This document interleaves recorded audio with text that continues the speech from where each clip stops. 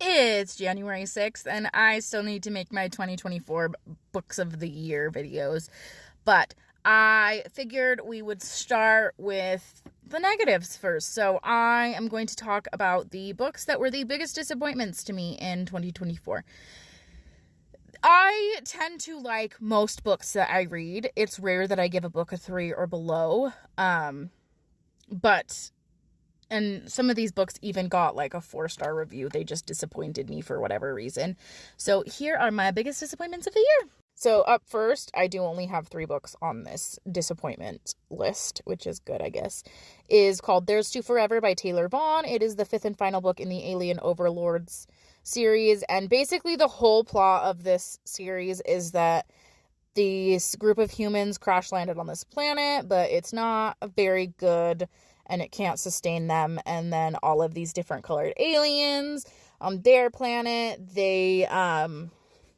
all of their women are infertile and they would like to be able to keep their race alive. So every year, I think this is one of the first books I read of the year. Like every year they go down and like the 21-year-olds, I think, all the girls have to like an alien, and then if they get pregnant and they have a boy, then they have to give them to the aliens, and the aliens like take the boys. They don't give a crap about the girls because girls are infertile. And the last 2 books in this series are like the same story. So it is an MFM book. And throughout this entire series, they had been trying to solve the fertility crisis with the alien females, and they finally solved the crisis in the last book. And the reason that this was a disappointment, because I loved the book, it was still a 4 out of 5. I loved all of the books in the series, was that when they solved the fertility crisis, the solution to the fertility crisis was the stupidest thing ever, and it made me so mad that that was their solution to fertility and that solved all of their problems. I'm not going to spoil it, but they were great books and I loved them and I enjoyed them and I enjoyed this book. It got to the very end and I'm like, oh, this is stupid. But yeah, other than that, it was good. Also, there were like, it does one of those things at the very end where like you think that like something, like you think that someone dies and then they do like go to the epilogue and they make it continue to seem like that person died, only for them to be like, oops, blah blah blah, which pissed me off. So yeah. The second book that disappointed me was Bride by Ali Hazelwood. I made an entire video about why this book was a disappointment to me. It was like a 3 out of 5.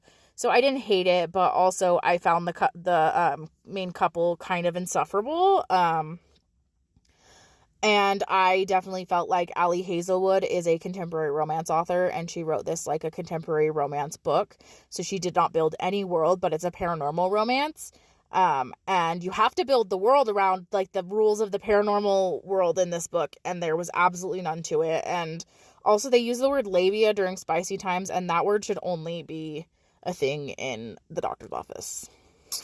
This last disappointment might make some people mad, and this is the Cat and Mouse Duet by H.D. Carlton. Now, I am not telling you that I didn't like this. I liked it. It was fine. It was like a 3.5 out of 5. But I expected so much more from it than I got.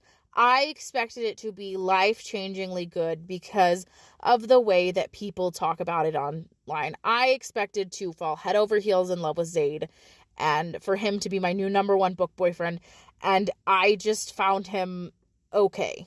I didn't dislike it. I didn't love it, which is why it was so disappointing, because I put this off for so long, because it was a book I was so excited to read. I was so excited to read Haunting and Hunting Adeline, and then I read them and I was like, oh, like I don't dislike them. I just don't understand the hype around them, because I don't think they're as great as people make them out to be.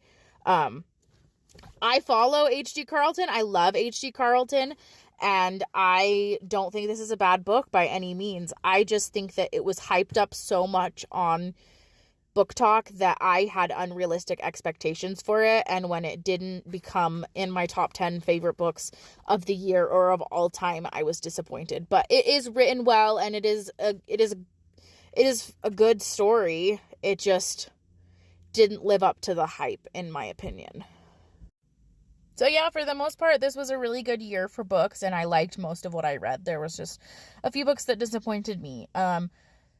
And then there were books like Icebreaker by Hannah Grace that were exactly what I expected them to be, and they weren't my favorite and they weren't my least favorite, but I expected them to be decent, and they were decent. But it takes a lot for me to DNF or dislike. Up next is my books of 2024 that I DNF'd, or books, and one that I wish I had DNF'd. So